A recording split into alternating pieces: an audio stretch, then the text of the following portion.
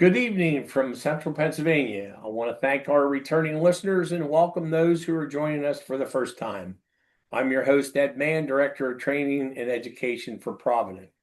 Tonight, we're joined with Steve Hirsch, the Chair of the National Volunteer Fire Council, a volunteer firefighter, and an attorney at law, to talk about a subject that he and I are very passionate about, our first responder health and safety. I'll have Steve introduce himself after I review some important information about what Provident can do for you and your department. Well, thanks, Ed. My name's Steve Hirsch. I'm chairman of the National Volunteer Fire Council. I live out in northwest Kansas. I'm about 12 miles from the Nebraska line, 70 from the Colorado line. I'll tell you a little bit about my background when we get into the slides. Okay, great, Steve. I'm glad you're with us tonight. So Provident got its start in 1902 as an independent insurance agency in the Pittsburgh area in western Pennsylvania.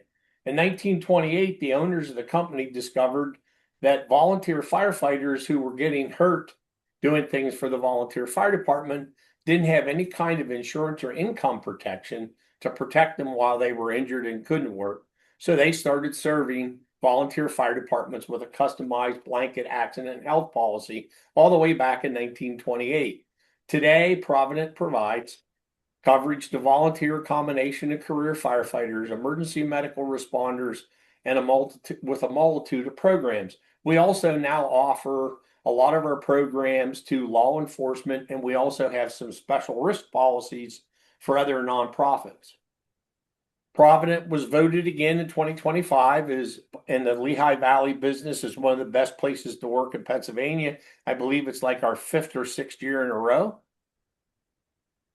Some of the programs that we offer is our accident and health program, which also a nice part of that is if you are a accident health client, your members and their immediate families have access to our first responder assistance program.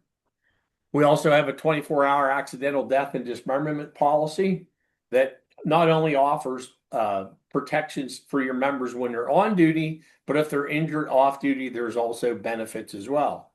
A group term life policy that you can purchase for your members, a critical illness policy that provides coverage for cancer, renal failure, a heart attack, or stroke. It actually pays a living benefit. And I need to back up just a second. And under our accident health policy, in about 25 or 26 states now, we offer an optional cancer rider for first responders. If you're diagnosed with cancer and you've elected to take that rider, it'll pay a benefit. And then, of course, we have our Fire Plus Property and Casualty program. If you're a Fire Plus Property and Casualty client, you have access to our Fire Plus Academy, which is actually operated in the backside by Lexipol with over 800 courses that you can take. Tonight, as I started, we've got Steve Hirsch with us tonight, and I'll let Steve introduce himself, and I'm going to stop sharing my screen. Steve, let our folks know about yourself, and then we'll jump into your program. All right, and I assume we have my screen up there, right, or not? Oh no, I need to do one more thing. You can go ahead and share your screen, and I am sharing. Now you got to do your swap button again. Steve, first click click that button to present. Yep. All right. Perfect. Thank you. There we are. There we are. Okay, well, welcome everyone. Thanks for taking some time out of your schedules to listen to somebody that I don't know whether we need to listen to me or not, but we're gonna talk a little bit and hopefully get some feedback. I was kind of scrolling down through the list of attendees, and I saw at least a couple of names on there that I recognized. I'm thrilled to have TJ Nedrow from out in Washington State, good friend of mine who certainly has spent plenty of time listening to me, and I see Cleon Schweedy, who's one of the former presidents of the Nebraska State Volunteer Firefighter Association on there, and probably others because I didn't get down through the list. So if I forgot to mention your name, I'm sorry for that, but those are the two that popped out at me right away. We're going to dedicate the Firefighter Health and Safety Program tonight, webinar tonight, to past line of duty deaths across the United States. Fortunately, Kansas in 2025 had no line of duty deaths, but I'm sorry to report that within the course of about 10 days, we had 3 line of duty deaths in Kansas. One, a good friend from out at Tribune, Kansas, 42 years old, was doing a training exercise and had a heart attack that night, leaving a wife and several small children.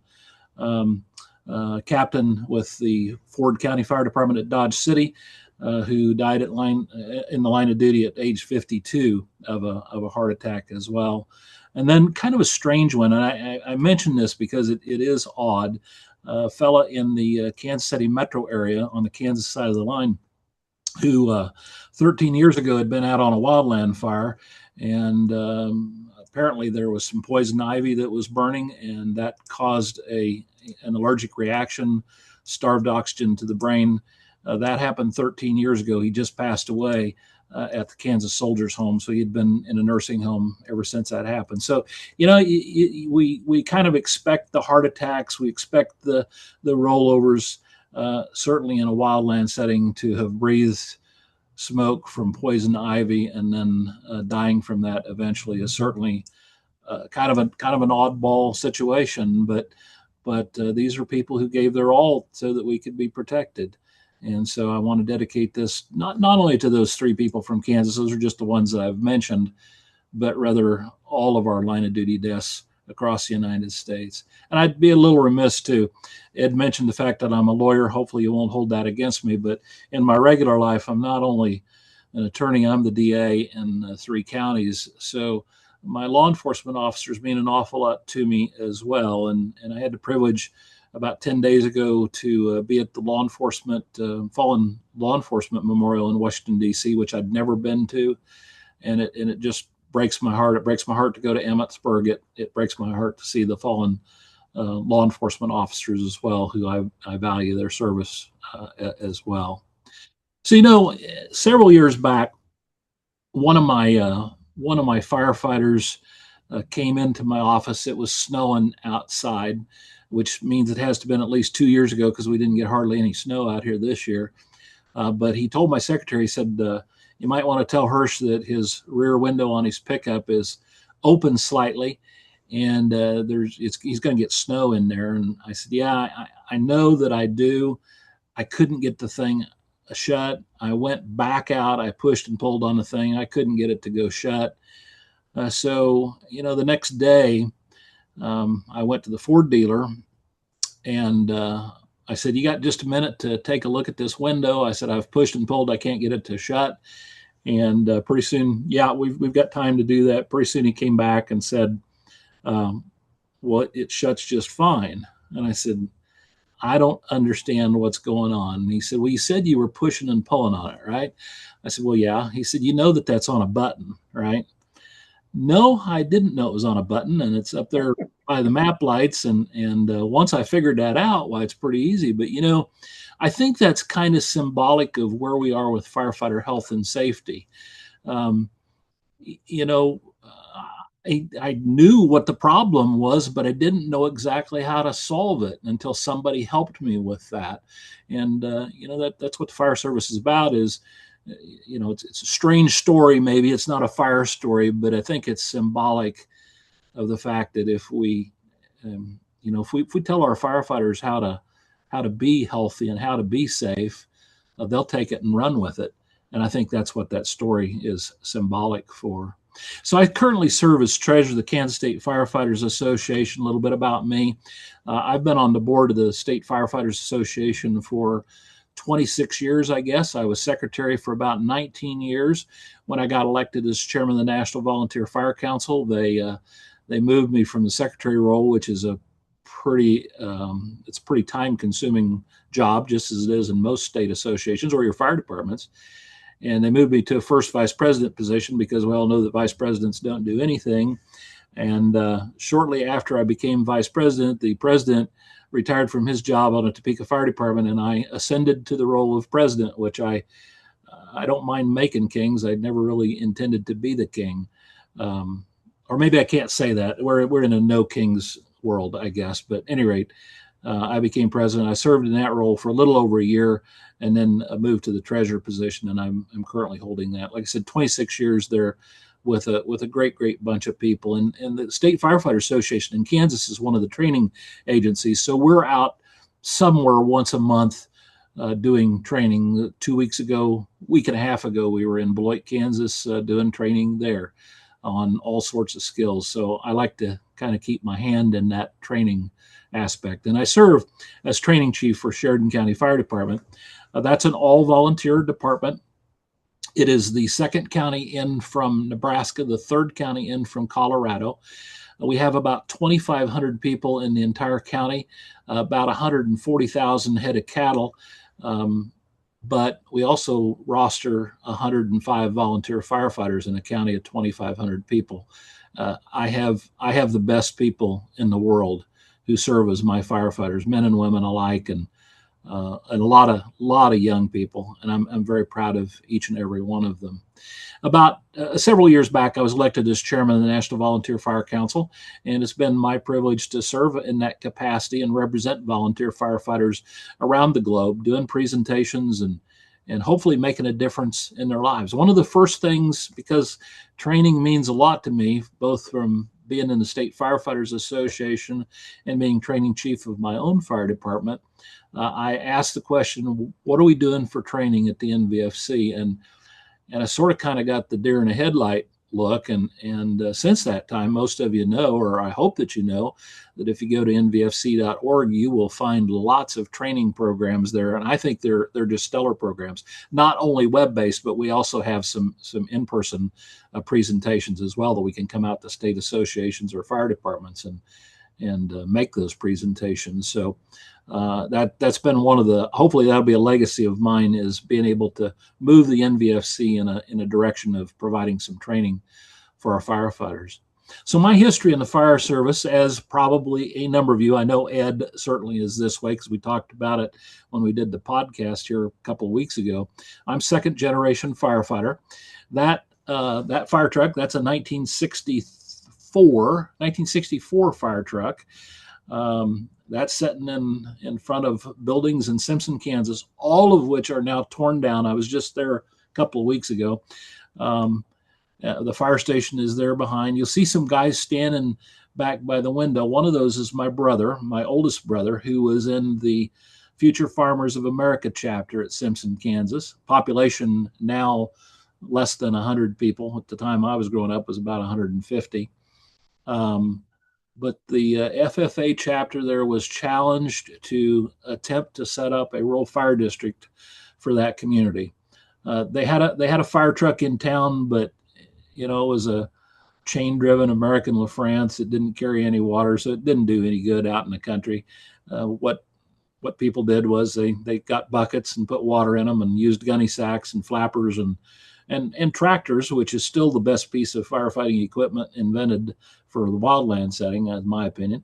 But at any rate, they'd go out and put out fires in that fashion. And my father and several other people in that community decided that they were tired of a pasture catching on fire and burning down a barn and a house. So they wanted to add value, and that was the reason for the creation of the fire district. So my dad there's three guys standing by the truck. My dad is the farthest one on the left there. He started the fire district in 1963. I was born in 1962, so I grew up in that fire station. I grew up playing in that fire truck, for my formative years, and that's really where I got to start. Interestingly enough, my dad, who's he lived to be almost 91 years old. He's been gone for 3 or 4 years now. He told me the story of how they would. Oh, and by the way, I should mention the FFA chapter in Simpson, Kansas, won the national first place safety award, which was unheard of for a town of that size, for a chapter that small to be the national award winner. So we're still very proud of them. Proud of my brother, who's still with us as well. But at any rate, my dad always told the story that as they went out farm to farm to get signatures on the petitions to start the fire district, that he had only one person, one farmer, who did not want to sign the petition and wouldn't sign the petition. Well, why do you suppose that was? Well, because his taxes were going to go up and he didn't want that to happen. my dad also told the story, and I don't know the identity of the person, but that was the first person. That was the first fire call was for that person's property. So I guess there's a little bit of karma in all of this, if you will. So I'm very proud of my father and proud to be second generation firefighter. Um, it's been a great run, really has been. That's just me in front of our state association burn trailer. That's part of my fire crew. That's certainly not all of them, but you'll see there's a lot of young people, and I'll talk about this in a little bit. I love young people. We drill every Tuesday night. We've built a training tower, in a community of 2,500 people. We cover all 990 square miles of our county. There are no other fire departments in the county. So we have to be prepared to do everything. Mutual aid's 30 miles away for us. So, we're very rural, very remote, and just a really wonderful group of guys and gals involved. Last night at our drill night, one of our juniors showed up. She's 15, going to be attending the West Virginia Youth Academy here within the next 10 days, because I got to go to that last year. Even though I'm not in the 15 to 18 age category, they still let me come and watch. And what a fantastic program. I'm going to go in June or July. I think in another month or 2 months, I'm going to the Ohio Youth Fire Academy, because that's the future of the fire service, is getting these young people involved. At any rate, so when my junior firefighter was there last night, somehow or another, there's a boy that came around, and while I was there, I said, I think we have some turnout gear that would fit you. And so we geared him up. We were doing ladder bails and rescues from second floor with a ladder, and hopefully we'll get him hooked. I always figure that junior firefighting is kind of like fishing. If you can set the hook in them early, you can bring them to ground and keep them for a long time. The only thing I hadn't anticipated, and I'm sure many of you have experienced this too, I asked him what size boot he wore, because we had some turnout gear that we could put him in, and he said size 15, and I'm like, where do all these size 14 and 15 people come from? I'm still a size 10 boot, but we've got a size 15 boot ordered for him, and hopefully he will be back next week, because I love these young people. They're wonderful. And there's another picture of another fire truck that we have. This is 250th year of our birth as a nation. It's the 50th anniversary of the National Volunteer Fire Council as well, helping to promote firefighter health and safety in our volunteer fire service across the nation. I had a privilege a couple of months ago to lay a wreath at the Tomb of the Unknown Soldiers, and I'm going to tell you that was just an absolute honor, probably one of the biggest honors that I've ever had as a firefighter.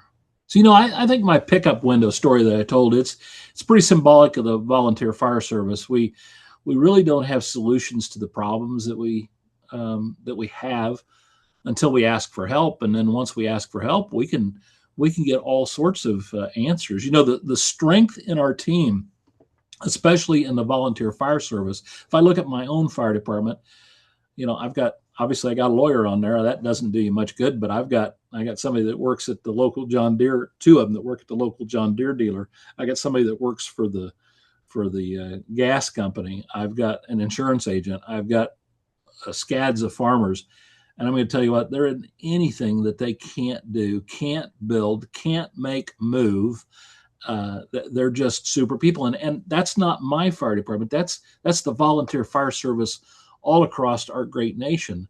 We have such strength in the team of people that we have protecting their neighbors. There's my family, by the way. That's Silas right there in the middle. I don't know how old this picture is, but Silas will turn 13 here in just less than a month. Silas, the city was selling off an old pickup, and I got to bid on that because as a farm kid, next year he'll get to drive. So he now has a pickup to drive, and he's got to have a pickup because he's a farm kid. what wonderful things. If you don't have grandkids, I highly recommend them. In fact, if anything, I'd recommend that you start with the grandkids instead of with kids, because they're a whole lot more fun, and you can spoil them rotten and you can send them home. And of course, there they are with the fire truck, right? And this is a little bit older picture. Silas is there in the middle again. But we try and bring them up as being the next generation of firefighters. Pretty important. And of course, I'd be very remiss to not say something about my wife, the first lady of the fire service, Anita. She's such a trooper. She's enabled me to do the things that I've done. She's an enabler. But there was, I don't know that there was a single time when when after we got married and our kids were growing up, I don't think there was a single time that I was in the house when we had a severe storm come through. There were lots of birthday parties we missed, lots of events, lots of getting up in the middle of the night, including one time where I fell down the stairs and broke my toe at my house on a 2:00 structure fire, which I wasn't going to miss. I waited till after the fire to get my toe looked at and bandaged. But I don't know where we'd be at without our spouses, whether that's husbands or wives, and our kids who enable us to be able to do the job that we do. And why do we do this job? Because you all know this. I'm preaching to the choir. If we didn't do it, I don't know who would. They always say that the fire service. You call the fire department if you can't shoot it. That's what the cops do. We're everything else. We're very much all hazards, and all hazards means that safety becomes more critical. So, at any rate, Anita, I don't know whether you're probably not listening, but thank you for being a good spouse, a good promoter, and sticking with me through thick and thin. How many of you have seen an orange elephant? I want you to think about that. An orange elephant. When I say orange elephant, you all automatically, your minds went to an elephant that was orange, I suspect. So if all I have to do is say orange elephant and your mind turns to that. So let's think about an image of a great fire department, not a good fire department, but a great fire department. And the question is, what does that look like? Does it look like your fire department? I did a recruitment and retention class in a department, and I'll not mention any names at all. By the time we got halfway through that program, they were telling me we can't get anybody to join the fire department, and young people are bad and they don't learn like we did, and nobody wants to participate. Well, you know what? By the time I was through with that presentation, I wouldn't have wanted to belong to that fire department either, because it was all negativity, and negativity breeds negativity. You need to smile. You need to have fun. I'm big on having fun in the fire department. This is serious business. I'm not downplaying that, but we have to have fun too, because it is fun. It is fun to be able to serve a community. A couple of events that I recall, and I've got a lot of them, you all do, things that you wished you could get out of your mind. But, I can remember holding the hand of somebody who I was the last human being that they touched while they were alive. That sounds bad, but what an honor to do that. Or the guy that fell off the scaffolding at a house a couple of stories up, and I said, what can I do for you? Because we were waiting on an ambulance to get there. What can I do for you? And he said, would you pray for me? Sure, I'll pray for you. And in fact, that's been 10 years ago. And I saw the guy less than 2 weeks ago. And he said, do you remember praying for me? I said, I certainly do. It was quite an honor to be able to do that. Being able to serve the people in our communities, how much better does it get than that? So, do we have problems in the volunteer fire service across the country? We certainly do. I won't deny that. I'm very fortunate to have a full crew and not having any trouble recruiting and just having a blast training and being able to serve our community. But I know that that's not necessarily true in every fire department across the nation. And so that's why we do, health and safety. And I'm going to give you some ideas about things that you can do in a department to keep your firefighters alive. And many of you have heard, the admonition of, we're going to build a fire safe. We're going to build a different culture in the fire service. And I think that's right. I think we're now, in my fire station, I've never seen alcohol in there. I don't think that's true in every fire department. firehouse across the nation. But I work with a bunch of people who are very committed to their community, and I know that out of whatever there is, 70-some participants on here, you all have the same thing in your community. You're very committed to making sure that you protect your neighbors when your neighbors need your help the most. I hear these things. The volunteer fire service is dead. There's no hope for the future of the volunteer fire service. And then you better start hiring people, because the volunteer fire service is done for. And I'm going to, just as a little bit of an aside, there are places where we're wearing out volunteers because they're running call after call after call. They're running hundreds and thousands of calls, and we're wearing them out. Frankly, we're not wearing them out doing fire jobs for the most part. It's doing the EMS stuff, which is that's a totally different has a totally different impact and effect on us. I'm fortunate I have a county agency that does EMS. We're just there to assist at times. But I don't believe any of these statements. I don't believe the volunteer fire service is dead. I don't believe that there's no hope for the future of the volunteer fire service. And I don't believe that we have to start hiring people because the volunteer fire service is done for. There are places that need to hire people, and I recognize that, and power to them. Go for it, because you got to stop wearing out your people too. I recognize that. But or let's do this. We can't recruit anybody. Nobody's coming to the meetings. Our firefighters are getting older. It was a lot funner to fight a grass fire or hay bale fire when I was 25 than now that I'm 64. But you couldn't beat that out of me with a stick. I still go on calls, and I love it. Nobody wants to, these are things people would say. No one wants to train. Nobody wants to show up for the meetings. No, probably not, because if you're going to go there and just complain about how bad the fire department is, well, negativity breeds negativity. And I will tell you that positivity, a smile, will also spread as well. I hear millennials, or whatever Gen X's, whatever we call them today, they're not worth their salt. They don't learn like we did. They're sitting in the back of the room with their phones. That part is true. And the reason that they're in the back of the room with their phones is to check out whether or not I know what I'm talking about.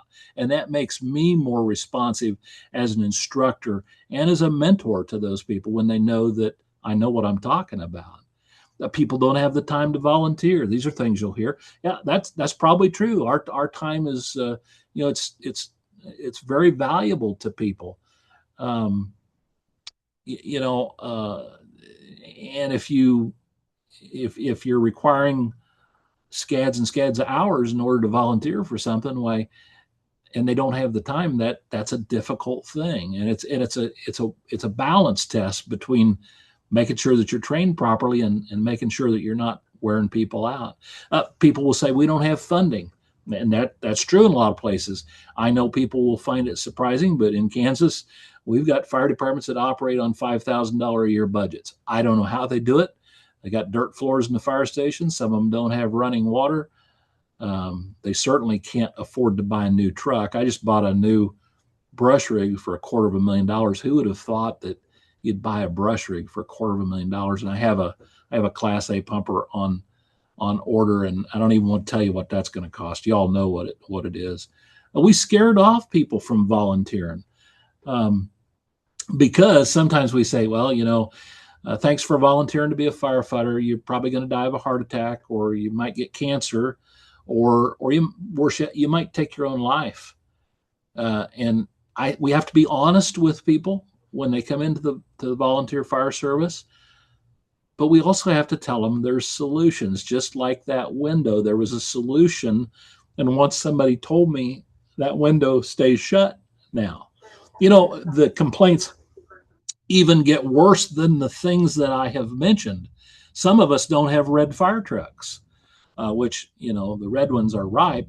I've made half of my audience mad, but I'm just kidding here. And there's nobody out there other than Ed and I that know how to feed the horses, because we were around when the horses were still pulling the apparatus. I kid you a little bit on that, but you understand that we have problems in the fire service, but we're going to solve them, and we can solve them at the national level, at the state level, but more importantly, in our local fire departments, because that's where the rubber meets the road, really. Have you heard those statements? And worse yet, do you believe those statements? Do you repeat those statements? I hope not, because I'm going to tell you, the volunteer fire service is far from dead in this nation. In my community, where we run 70 calls, we don't have EMS again, we run 70 fire rescue calls in a year's time. Do you think that the taxpayers of this community are gonna pony up enough money to have a full-time career fire department? That isn't going to happen. It is just not going to happen, and we don't have the call volume to justify it. But if you believe that the volunteer fire service is dead, or that young people are not worth their salt, well, you're part of the problem. You've heard the statements, but you don't have to believe them, and you ought to be countering those arguments and telling people that those are just flat not true. Because I don't believe them. In fact, I think our best years are ahead of us. I think if you have to personalize this for people too. I think if you explain, and by the way, we're talking about retention and recruitment here, and that's a safety issue for us, because if we can't put enough people on the fire ground, that becomes a safety issue for us. But I will tell you too that in my volunteer fire department with 102 firefighters, I can put more firefighters, volunteer firefighters, on the ground faster than some career fire departments come. That's not saying anything against a career fire department. It's just you get some medium-sized towns that don't have a whole lot of firefighters to begin with, and it costs them to do callbacks. I can put more people there quicker than some of the combination departments can. Again, not a negative of them. It's just that, goodness gracious, why wouldn't you want to be involved in the volunteer fire service? And if you personalize it and explain to citizens, are you going to wait a half hour for a fire truck to put a fire in their house out? Is that what you really want out of your, in your community? You want to wait for a half hour for a town down the road to show up with a fire truck to put a fire out? I don't think most citizens think that's a good idea. If you explain to citizens that you're going to wait 40 minutes for an ambulance to show up when you're having a heart attack, I don't think that's acceptable. I don't think it would be acceptable to the citizens in your community, and it certainly is not acceptable to us in the volunteer fire service. How about explaining to your citizens they're going to be upside down in a car before we can get there and start doing an extrication? I don't think that's acceptable. I don't think the citizens think that that's a good idea. But why do I say this? Because you have to personalize it with your citizens. You have to explain to them, if you have a wreck, if you have a heart attack, if you have a fire, don't you want somebody to show up? And if not you, then who? Now, I will tell you that I'm probably getting ahead of myself on slides here, and I apologize for that. But when I think about it, I'm getting old enough. I have to say it. We're not willing to wait that amount of time for a fire truck or an ambulance to show up. We're just not. And if we personalize that for people and tell people that we need your help, and do we have to have? Does everybody we recruit? Do they have to be somebody who's going to do interior fire attack? Absolutely not. I need pump operators.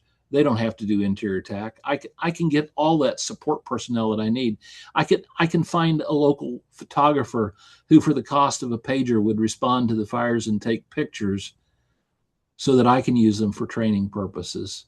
I can strap a pager on some older guy who used to be a truck driver, or maybe still is a truck driver, who could at least get the apparatus to the scene for us.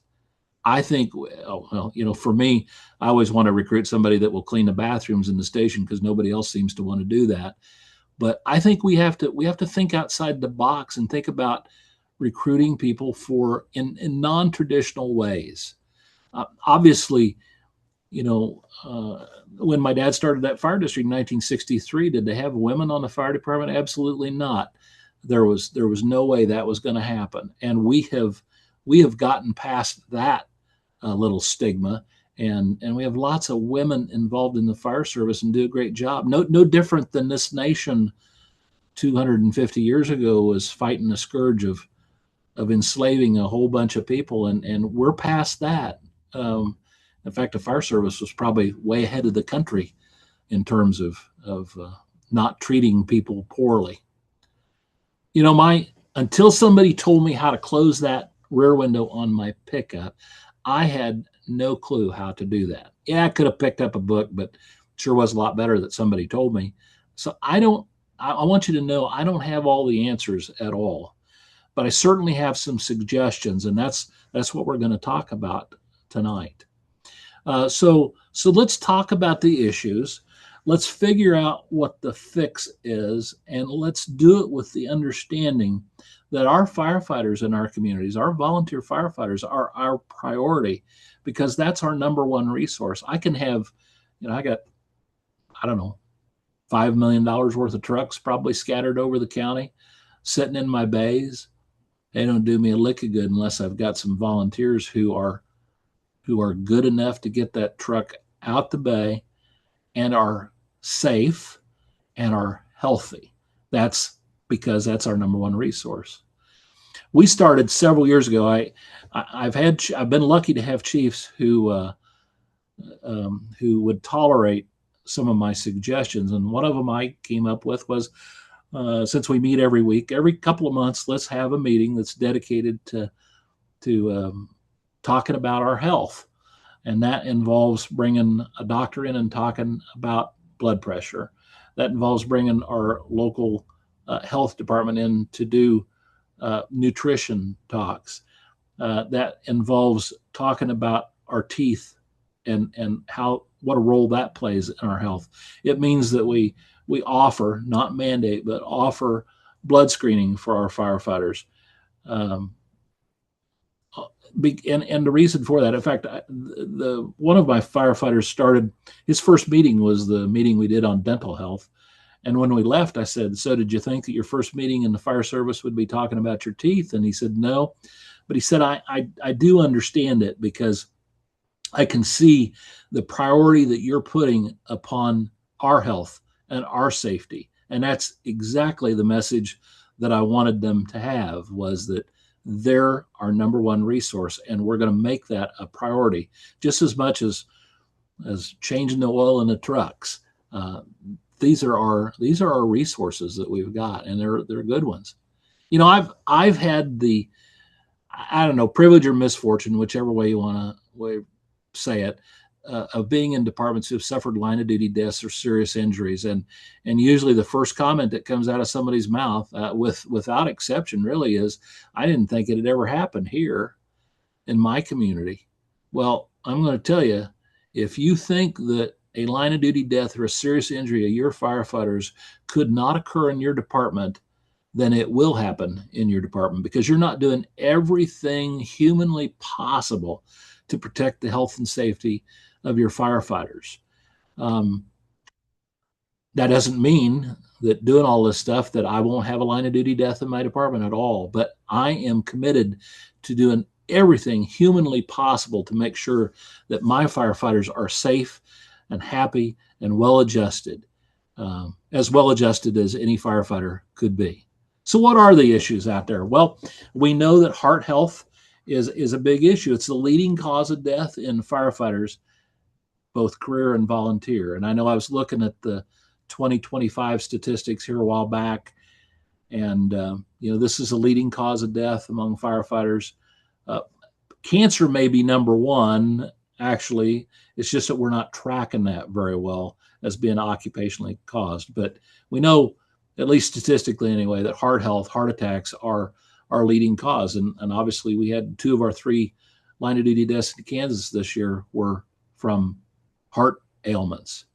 And it doesn't seem to matter. It's the same percentage, whether you're career or volunteer. If you look at the stats, it's about the same percentage, whether they're on the career side of the house or the volunteer side of the house. And there are some things, like I said, I'm going to talk about the issues, and then I'm going to come back and we're going to talk about some fixes for those as well. This is a team sport, without a doubt. It's not a duo, it's a team sport. And I always, actually up in my training room on the board is this comment: would you want you to rescue you? Are you in a position to be able to rescue someone? And would you want to be the one that had, somebody in your position? Would you want them to be in a position where they had to rescue you? Or would you like to have somebody that's well qualified, very professional, very compassionate, and very healthy to be able to rescue you? In my fire department, again, we do blood screenings for our firefighters. It's free. We partnered with our local health department. And some of you who have known me a long time know that I weighed well over 300 pounds at one point. And of course, when we did the blood screenings, my blood sugars were quite elevated. I lost about 60 pounds. I've put maybe 10 or 15 of that back on over the years, but I certainly feel more healthy when I go to the courthouse and climb up 3 flights of stairs. I don't get winded like I used to before.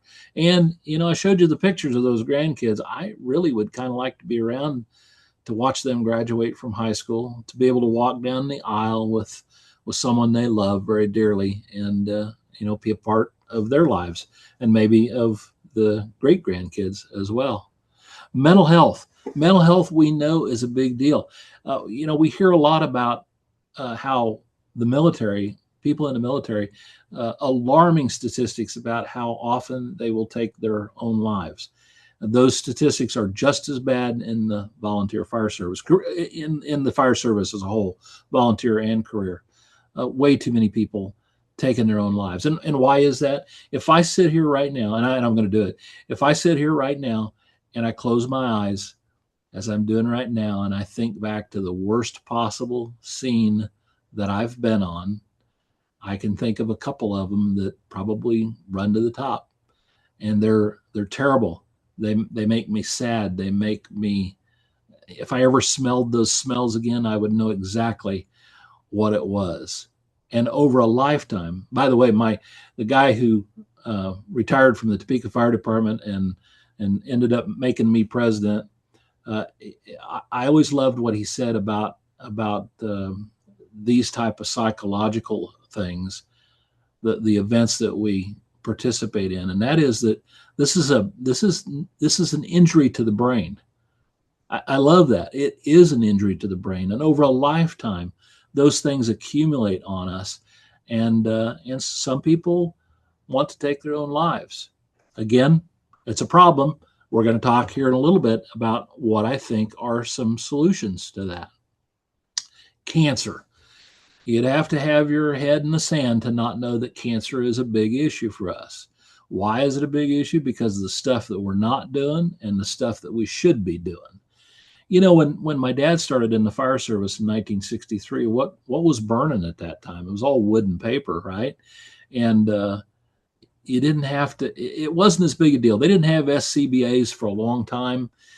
Even when they did get them, I don't think they were probably trained properly to use them. They were demand systems. But what's burning today? It is not wood and paper. It is plastics everywhere. Plastics in the cars. Everything's made of plastic in the car. In our homes, in our businesses, everywhere we go, it's plastics that are burning. And that stuff off gases. In fact, some of the stats show that it off gases for as much as 24 hours after the fire is out, or maybe longer. And we ingest that stuff. We go out on fire scenes and the community brings us a sandwich and we don't wash our hands, or we go into the church in the community who's going to provide food for us on a long-term event and we don't leave our gear outside where it needs to be. We don't use the SCBA. I'd hate to guess how many times I have seen pictures across Kansas, I'm sure across the nation, of somebody sticking their head in a car that's been, you can still see the smoke coming off of it. They're wearing a ball cap. They're not wearing SCBAs. And the sad part about that is I've done that myself.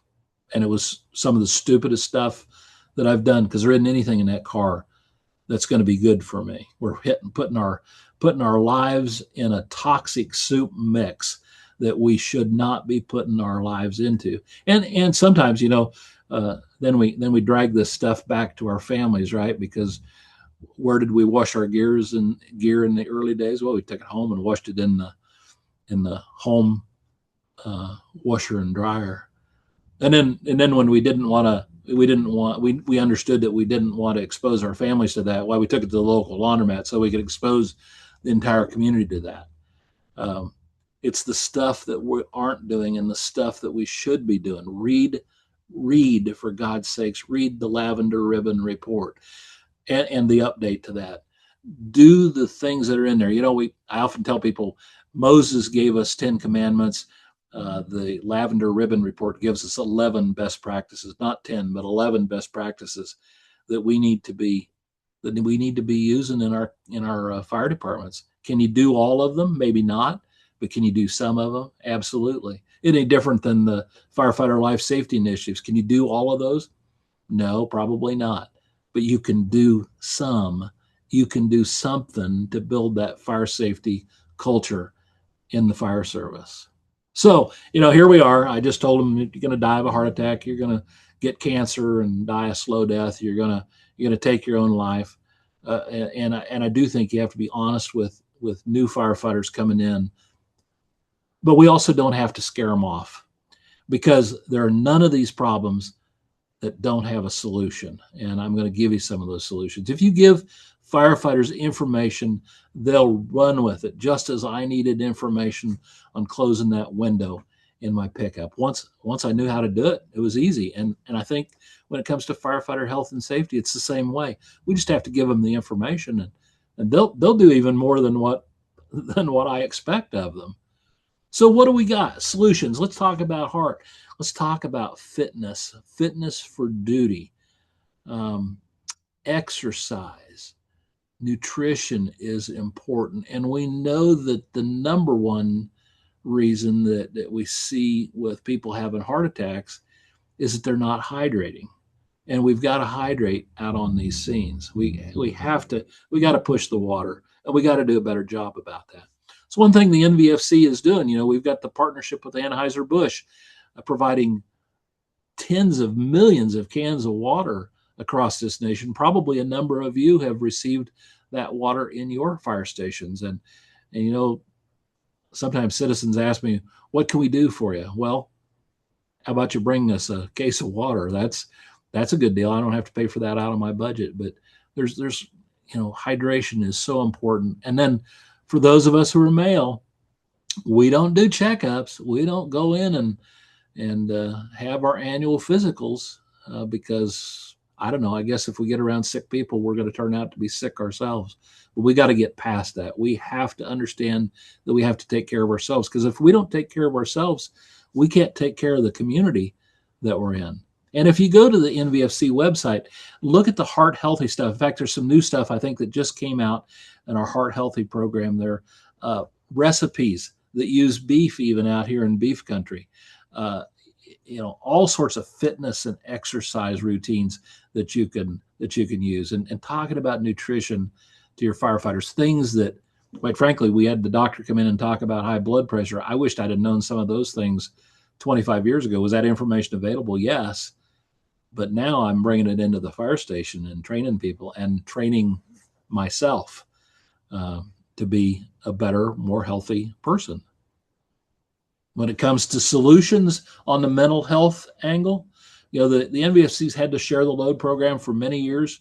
That's actually kind of undergoing a little bit of a transition right now. I believe, this is not an announcement, but I believe that we're going to end up partnering with the 988 folks and make sure that number is promoted to our firefighters.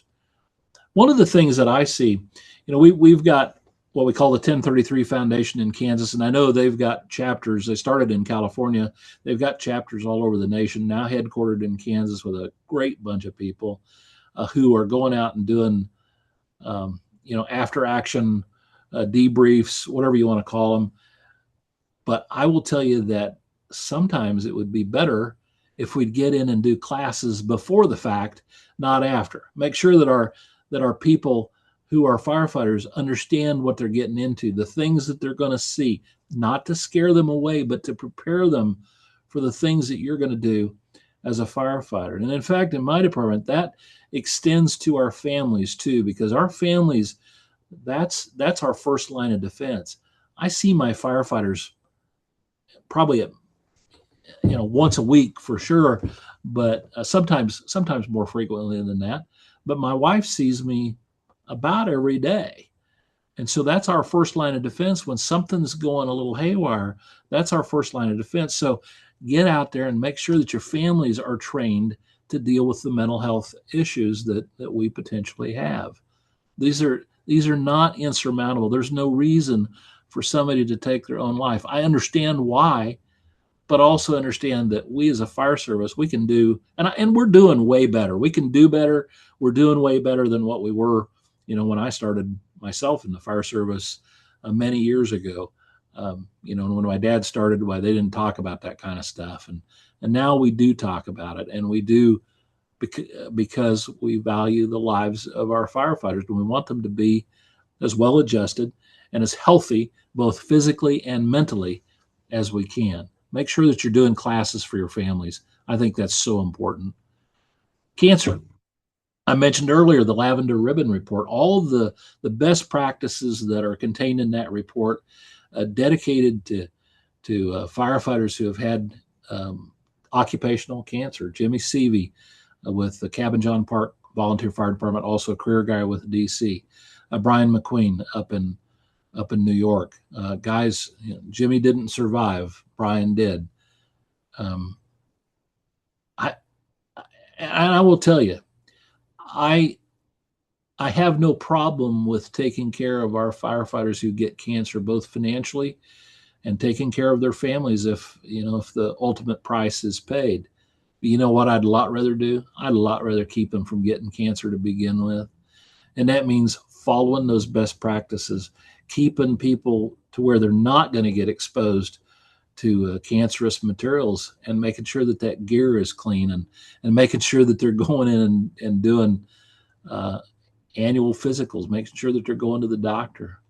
I've got on my right forearm here, I have a scar, and that was because my doctor, when I'd go in, she would tell me, you need to get those little brown spots on your arm. You need to watch them and make sure that they're not getting bigger, or whatever they're supposed to do whenever they get cancerous. And so I had a friend, Steve Miller with the Kansas City, Kansas Fire Department, career guy for many years. Steve Miller died of skin cancer, occupationally caused, something that could have been prevented. And I was not just going to talk the talk. I'm going to walk the walk, and I'm going to go get that off. It wasn't cancerous. It's not going to kill me, much to the chagrin of a number of people. They were hoping that would be my would do me in. But make sure that you're taking care of yourself. Make sure that you're watching out for this cancer stuff, because we're in a business that the incidence of cancer, I suspect if we knew how much cancer was being caused occupationally, I suspect it would be the leading cause of firefighter line of duty deaths. I have no doubt making that statement. But these are preventable, and I want to prevent them. I don't want to take care of them. I will, but I don't want to take care of them after the fact. I want to keep them from getting it to begin with. And this all starts in our local fire departments, making sure that we're taking care of, making sure that they're geared up properly, making sure that they're cleaning their gear, making sure that they're doing physicals, making sure that they're well adjusted mentally to the incidents that we're on, making sure that our families are protected as well, and making sure that we're talking to them about nutrition, all those things. It's like the window again. If I could have drove that pickup for the rest of my life and never shut that window until somebody told me how to do it. So no matter whether you're career or volunteer, the issues are all the same. And the solutions in a general way are the same too. But I will tell you, and you already know this, there are such unique qualities of the volunteer fire service, because we're not in the station 24 hours a day. We're not doing shift work for the most part. There are volunteers that do, but for the most part, we're not doing shift work.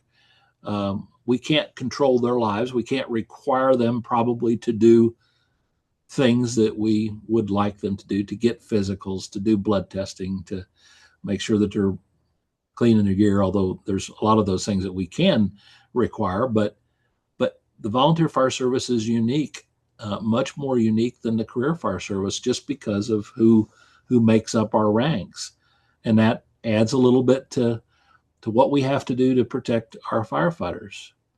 With heart health, with volunteers, we're not paying them to stay healthy. We don't have a program that says we'll give you a little extra money if you stay healthy. Maybe we should, but you can do that in the career fire service where that's a program that you've got. We're not paying them. We're not paying them to stay healthy. We aren't providing them with tools. We're not providing screening on a voluntary basis, and we can do that in our local fire departments. We don't have to wait for somebody to mandate this. Take charge of this in your local fire department and do it in your own department. With blood screenings, I'm in a little fire department. It doesn't cost me hardly anything to do blood screenings because the partnership that we have with the local health department, it costs me very little. It doesn't cost me to have local health professionals come in and do health clinics every couple of months. The cost is so small and the reward is so high with that. Again, with mental health, and I've already said this, we don't see them every day. And sometimes we wait till we have a problem and we don't train our families to recognize the mental health issues. We need to, and you need to, in your fire department. You need to make sure that you're doing this to make sure that those mental injuries to the brain don't accumulate over a lifetime to the point that somebody wants to do themselves in. I understand why people want to do it. I want to provide some solutions to this. I want to keep them alive and well adjusted. And in cancer, it's about the routine. It's the routine stuff that kills us. We've been on these type of calls time after time after time, and we don't wear our some places don't even wear their turnout gear, don't wear the SCBA because we've done it this way. My dad did it this way. My grandpa did it this way. That's what we would say. These are normal routine calls. It's a routine that kills us. And I will tell you that when it comes to cancer, we're not being leaders in our departments. I think leadership is pretty important in our departments. And we're not being leaders if we're not leading the charge to make our people and make sure that they're healthy. We do it this way because we've always done it that way. But here's the problem with that. Fires don't burn like they used to. It's a totally different environment out there, and we need to react to that. Again, I've already told you that with retention and recruitment, those are safety issues for us. We have to make sure that we've got enough people on board. And I'm sorry here, I got to turn my scanner down just a little bit because they're doing pager testing tonight. Why can't we recruit? Are we trying? Are we negative? There are departments. I've heard these stories about. We had a list of 20 people that was waiting to get on 25 years ago, and now we don't even have a waiting list. We don't have anybody on a waiting list. And I'm just going to tell you that I think if we're negative, especially if we're negative about the young folks, if we're not thinking outside the box about getting that person who just wants to drive a truck or just wants to pump the truck, if we're not thinking outside the box, then recruitment and retention and recruitment are going to be a problem for us. We cannot be negative. We have to be positive. And who couldn't be positive about the job that we do? It's so important in our communities, and it's so rewarding for all of us. What are the problems with recruitment? Well, it's the time commitment. In some places, it's a mandatory training. Back when my dad started in the fire service, it was dads that were running the fire trucks. Mom stayed at home and took care of the kids. That's not a sexist comment. It is reality. Today, mom and dad are both working. And so their time is stressed. Lots of school events. I always tell people that if my folks were at school more than once a week, it was probably because I was in trouble for doing something. Today, if you got a couple of kids or 3 kids, you're to school every day of the week, including sometimes on Sundays, which is a problem. There's just a lot of stress out there, a lot of need for people's times, and then the financial reasons. That's why mom and dads are both working. And so what can we do? Well, maybe we can provide a babysitter in the station so that when mom and dad both respond, there's also a babysitter that comes in and takes care of the kids. Good friend of mine, Bill Hall, who is now passed away. He was the chief of the Galena, Kansas Fire Department. Galena is about the same size as me. It's about 2,500 people. It's down in the southeast portion of Kansas. When you leave Galena and are headed east, you walk across the line in Missouri, and if you go, I think it's 6 miles south, you're in Oklahoma. Galena is a mining town, or was a mining town. That was lead and zinc mining. Uh, a lot of shaft mining down that country. People don't think about Kansas being a mining state, but lots and lots of lead and zinc mined out of that area of the state. And Bill Hall, when he had I guess just before he passed away, he stayed chief until he died. But Bill was in his 80s, and he could. I sat in a fire station with him one time, and a young man came in to get a burn permit. And before it was all over, Bill Hall and this guy had walked down the same streets. They had kicked the same can. They were related to the same people. I don't know. Maybe Bill was making that all up, but he sure made that young man feel awfully good. And before he left, he was doing recruitment, is what he was doing. He was getting an application out for this young man to join the fire department. And because of that, they still have waiting lists of people that want to be on the fire department. But I think one thing that's unique about that department is that on the outside of that fire station, it says volunteer in big letters. On every fire truck, it says volunteer. They're very proud of that fact, and they're letting their people know. Because I have people that come into my station in a small community who want to know where we sleep. And you have to explain to them, no. We're in a small community. We respond from our homes. We respond from our businesses, from school events, and we go out and take care of the incidents that we're presented with. And they in Galena make sure that their people know that that's a volunteer fire department. And I think that's an essential thing too, is to make sure that your people know that you are volunteers. I think that's pretty important. Sometimes we've run away from that because we think that makes us a somewhat less, I guess. We have to do training. We cannot get people to meetings and not have training for them, quality training. That's why we build a training facility behind our fire station, where we can do live fire and we can do rescues. Like I said, we were doing second floor rescues last night off a ladder. We got a lot of mandates out there, mandates that, I used to kind of have this thought that NFPA was one of those things that, yeah, it'd be nice if we could do those things. And then after I did the studying on it, for every NFPA standard, there's a dead body.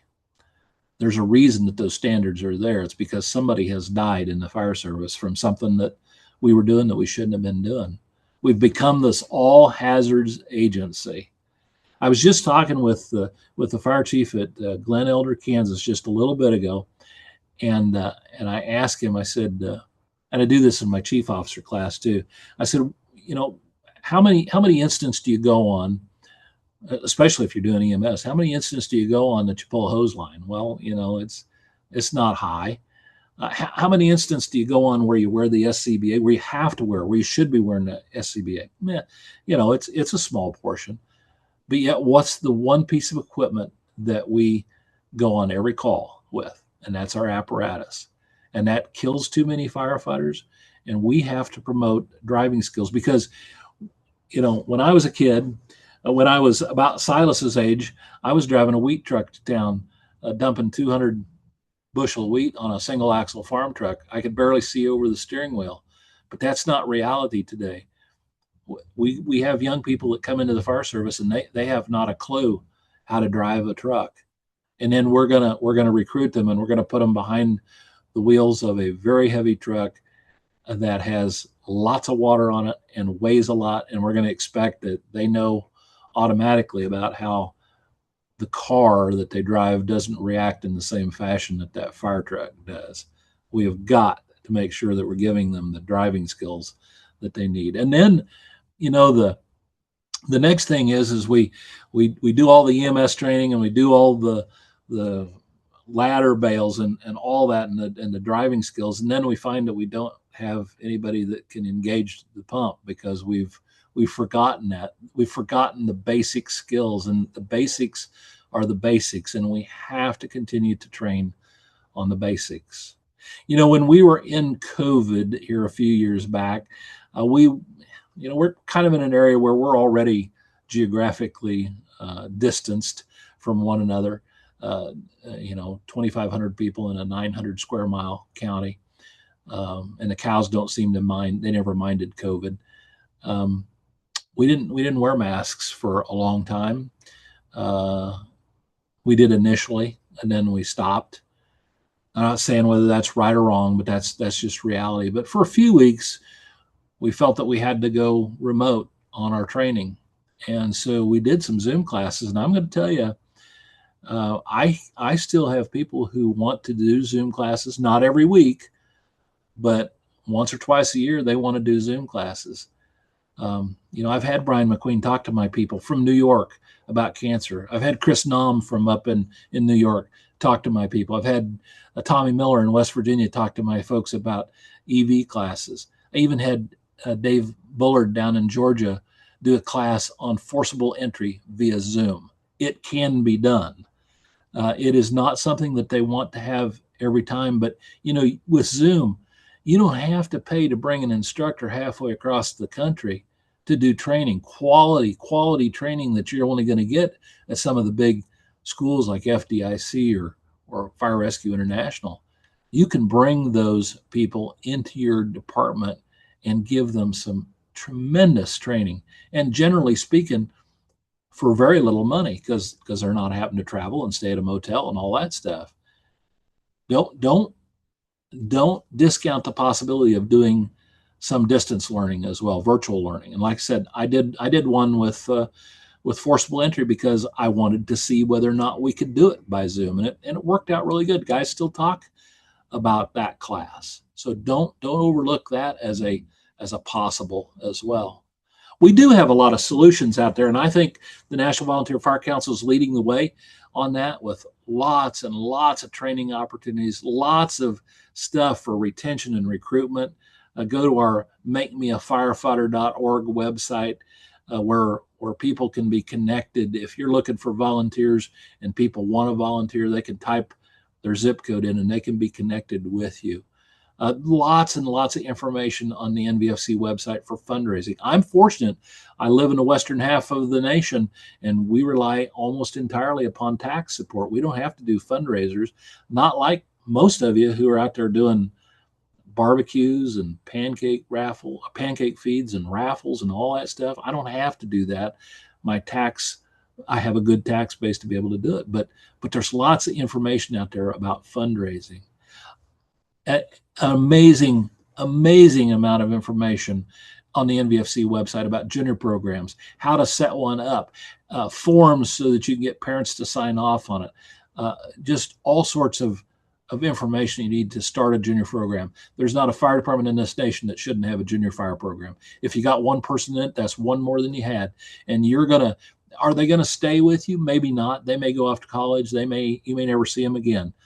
But I'm going to tell you what, if you plant that seed, they may go off, and the community that they live in may be looking for volunteer firefighters, and you have exposed them to the volunteer fire service. You're doing the work all across the nation. The health initiatives, and we've talked about a lot of those that the NVFC has got. Take a look at that website. And the other things that we're doing, giving away 52 sets of gear.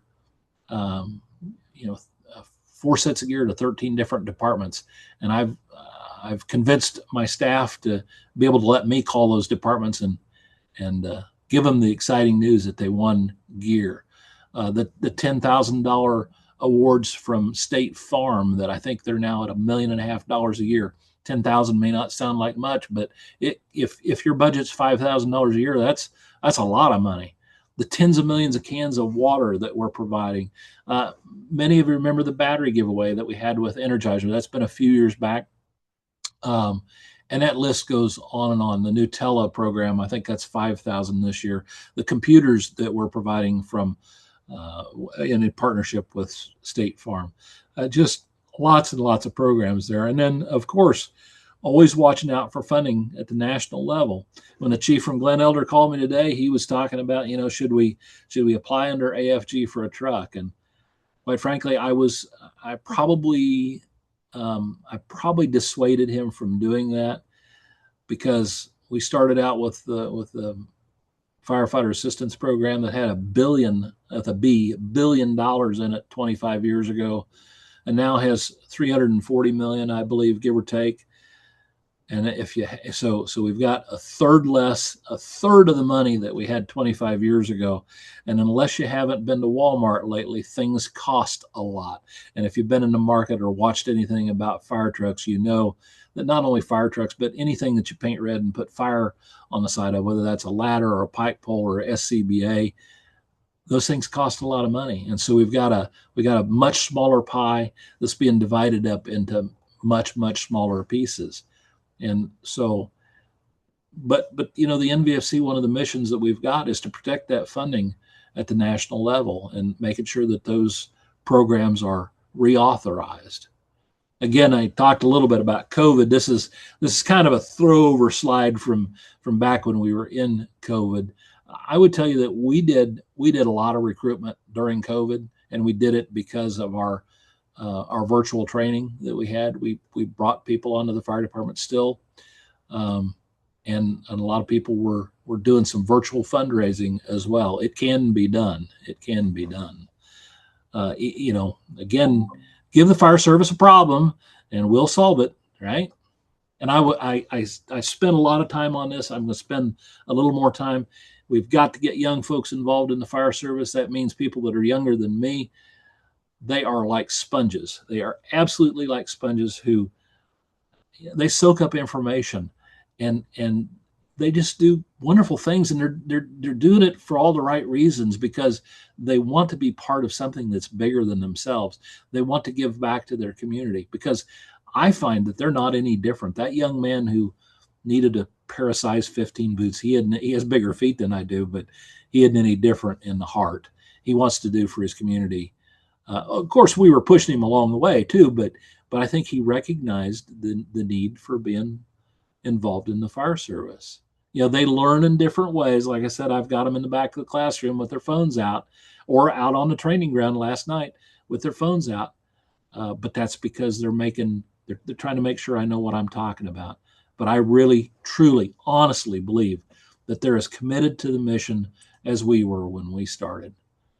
And I'm going to talk to you about leadership a little bit, and I'm going to step on some toes, because leaders, you have to step up to the plate. This stuff, we can talk about it all we want from a national level. We can talk about it all we want from a state level, but leadership starts at the local fire department level. And that means, as leaders, that leadership has to empower firefighters from the time they come on the fire department till the time they leave the fire department to be our recruiters, to be our mentors, to be our health and safety gurus. That's what happened in Galena, Kansas. Bill Hall was recruiting. He was in recruit mode, even though he had a waiting list. He was in recruit mode 24/7. Now, I didn't talk about Bill Snyder, but I'm gonna do that. Some of you won't know who that is, but I went to Kansas State University in Manhattan.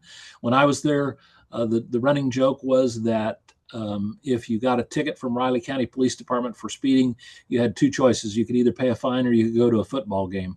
K-State was ranked dead last in the nation in the football program when I was there. We had a stadium. Nobody could find their way to it. Along comes a fella by the name of Bill Snyder, who would have been in his 40s at the time.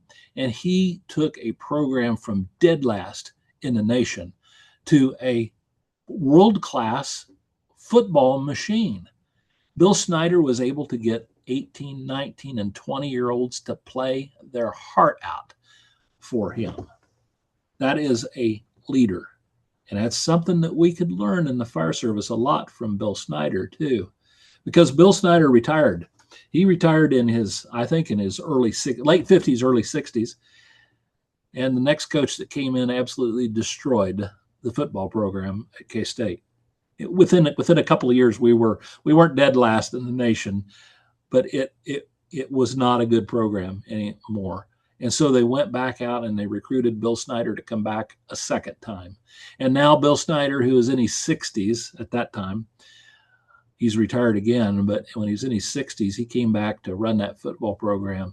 And instantly he was able to get those 19, 20, and 21-year-old kids to play their heart out for 60-some-year-old coach. You're the coach in your department. You can do the same thing, but you've got to be positive. You got to want to protect the health and safety of your firefighters.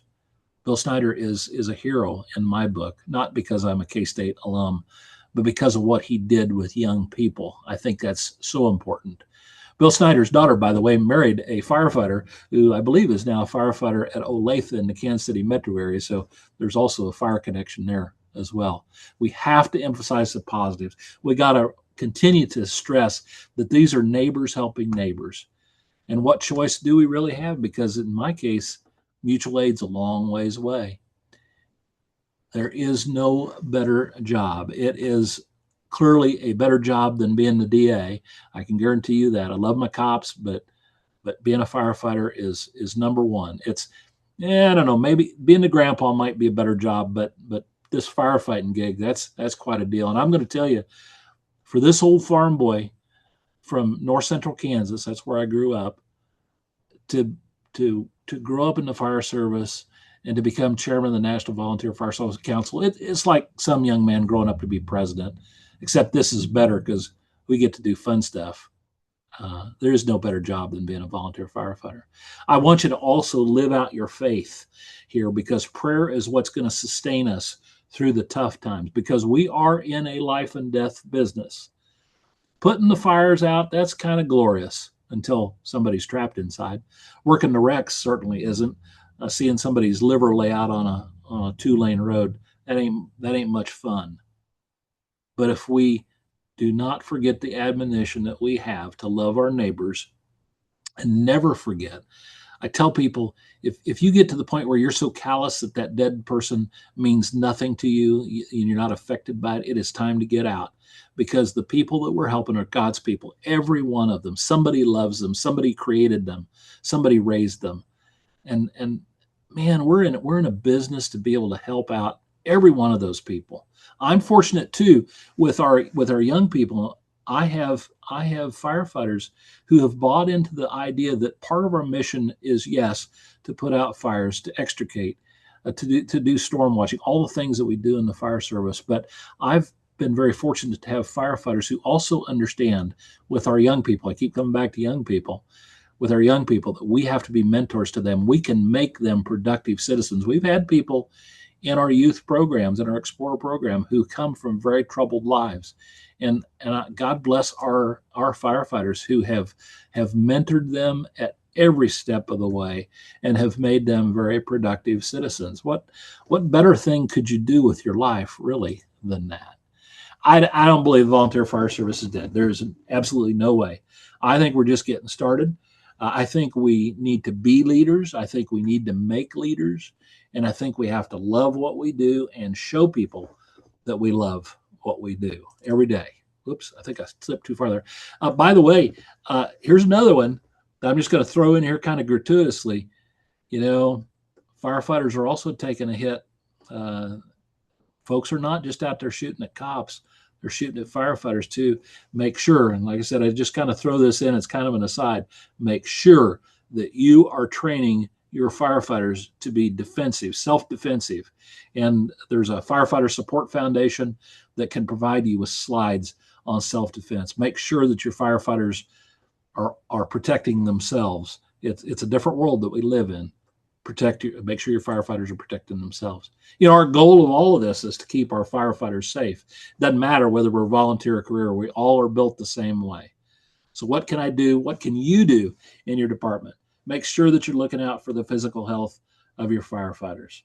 Make sure that you're taking care of them. And when I say physical health, I'm talking about heart and I'm talking about cancer. Make sure that you're taking care of the mental health, those mental injuries that your firefighters suffer, and make sure that your firefighters are able to provide for their self-defense. This is a great life. It really is. My wife designed that about, about how volunteers are it's the heart. It's the heart of America. That's who I am. That's my phone number. That's my email. Couple of email addresses. Reach out to me. Tell me if you got suggestions or solutions or concerns, or you don't like what I'd said tonight. Make sure you reach out and tell us that. I can always delete your email if I don't like what it says, but gosh, take care of your people in your communities, in your fire departments. My prayer for you tonight, as I pray every night to protect my firefighters, my prayer for you is that you will bless others, that you will serve your neighbors professionally, and you will.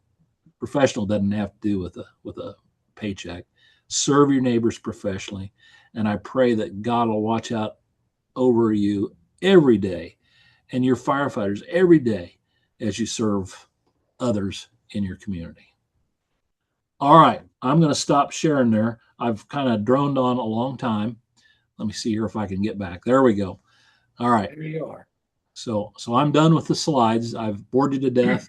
We only have 3 people left now. Well, here's what I want to do. I want to go back through the comments here and make sure that we answer any comments or questions. We ask people to use the Q&A, but typically they end up putting stuff in the chat box. In the chat box. So let's go back here. Make sure we don't miss anything. There's another friend of mine, Bill Schwindeman, the emergency manager up in Marshall County, Kansas. Glad to have you, Bill. Brian, I think I know who this Brian is. I know who it is too. I know who that Brian is. You betcha. He's probably down in Florida right now. He may well be. we must training our juniors as well as our veteran firefighters in the dangers with cancer. Cancer has no age for impact on someone's life. Have you ever tried a decontamination drill on a summer day? Just a month ago, a junior firefighter said to me, "We don't have to learn about cancer. We want to train." Yeah. You know, and that's where strong leadership steps in. And I'm Absolutely. sure if this young man said that to Brian stepped in with some strong leadership. Probably setting him up. I see Don straight. I see Don there from Secaucus, New Jersey. What a great young man who won an award from the NVFC. And I know that he's working in his department to make sure that his people are safe as well. Gerald, as a fire chaplain, I've been a suicide prevention instructor for 10 years. We have to be proactive to help save the lives of our brothers and sisters in the fire service. That reminds me, I bought a book here a little bit ago written by Dina Alley called Hope Out of Darkness. Uh-huh. And there's one quote in it from Desmond Tutu. And that quote was, "There comes a point where we need to stop pulling people out of the river. We need to go upstream and find out why they're falling in to begin with." And, well, you made the statement earlier, that where people go in after a suicide and they do after actions, whatever you want to call them. If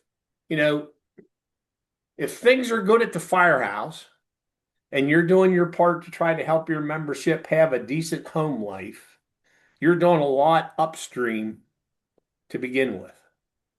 Right. But if you've got lousy leadership in the firehouse and the time at the firehouse is lousy and that creates problems at home, et cetera, that's all that upstream stuff. And I want to sit down with some people someday and come up with a list of 25 things that we should be doing upstream in our departments so we don't have to deal with the people that are falling in downstream.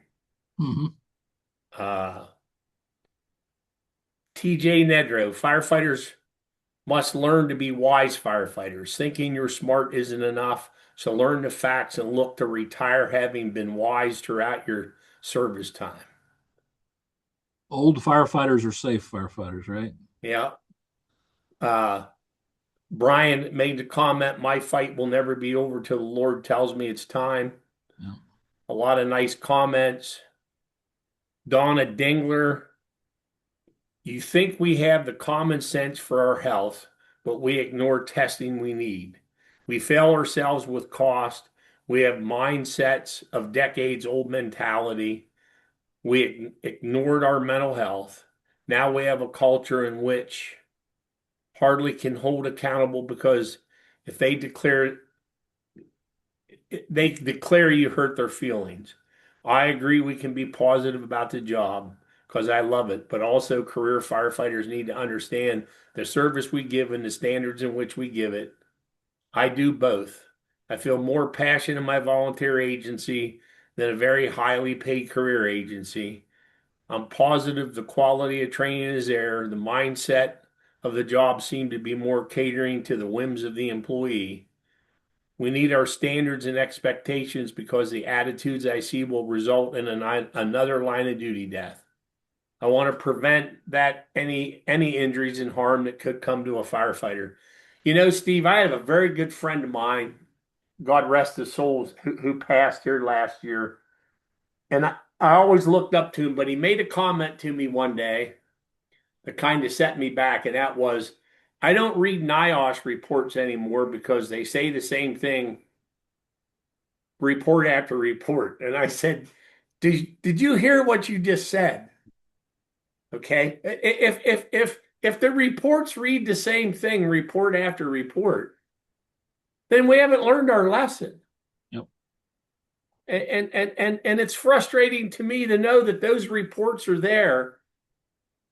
And in all honesty, other than the individual you mentioned, who got into the smoke with poison ivy, we haven't learned any new ways to kill firefighters. So, and as long as there's people like you doing training, and our friend Brian in New York is on the job, leadership, commitment, safety must be modeled by chiefs and officers. If leaders consistently wear protective clothing and enforce rest periods and prioritize safety over speed, crews will follow. Agreed. You want your troops to wear your turnout gear, but you as the fire chief show up and stand in front of the building in your Crocs and your shorts with your radio in your hand, and you might have your white helmet on.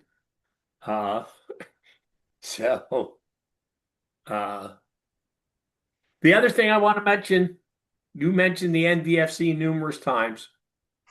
To join the NVFC, $24 a person for a year, correct? Correct. You apply online, and there's a lot of additional benefit to belonging to the NVFC, and one of them that comes to mind is you have a $10,000 accidental death and dismemberment policy that pays money for an accidental death, whether you're on duty or off duty. For $24, that's a pretty cheap premium, in addition to having all the other benefits of belonging to the NVFC. So I know Sam will have a link to the NVFC in the notes that we send out to everybody with the show. So again, Steve, I want to thank you for your time tonight and your dedication to the American Fire Service. And before we depart, do you have any final thoughts or wisdom that you'd like to pass along to our listeners? Yeah, I don't know that I ever have any wisdom because I'm still learning, and I think that's the key to being good firefighters is to never, never, never stop learning. Whether that's about health and safety, whether it's about operating the pump, whether it's about doing CPR, never stop learning. There is nobody has learned everything yet. I'm glad you said that. So I want to remind our audience, there'll be a brief survey we'd like you to complete. Keep an eye open in your email from me that'll have your certificate of attendance attached for tonight's webinar. Again, tonight's episode will be uploaded to providentins.com. You'll receive that link in an email within the next day. That'll come from Sam, our marketing director. Make sure you check your spam or junk email before sending me hate mail that you haven't received your certificate yet. For those of you who use the webinar as a training for a group of people, when you receive the thank you email from Sam, there'll be an Excel spreadsheet attached to it. If you'll use it to fill in the names and email addresses and send it back to us, It makes it a whole lot easier for me to do the certificates. It's a lot easier to read your typewritten word than it is to try to read chicken scratch on something. You can review previous webinars at www.providentins.com and use the training resources link in the upper right-hand corner. While we don't have firm dates yet for our future webinars, please keep an eye open for the subjects and dates for what we have planned. Here's some of the webinars we have planned.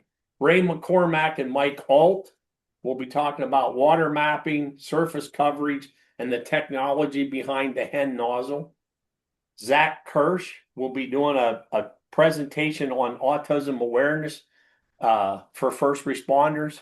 I sat through his class about 2 weeks ago, and he's a guy that lives with it every day. He has a 6-year-old son who's autistic. And Zach is in the fire service, and we've kind of moved him to the top of the list to get his program in. Our old friend Chris Paff will be doing something on hazardous materials. I got Chief Al Yancey from the Volunteer Combination Officer section and some others. We're going to have a discussion on the weight of the 5th bugle. I got Eric Allen and Mike Horst, who will be doing a webinar on the culture of firefighter rescue. And finally, tonight, until we meet again, stay safe for your family's sake. Thanks for being with us tonight.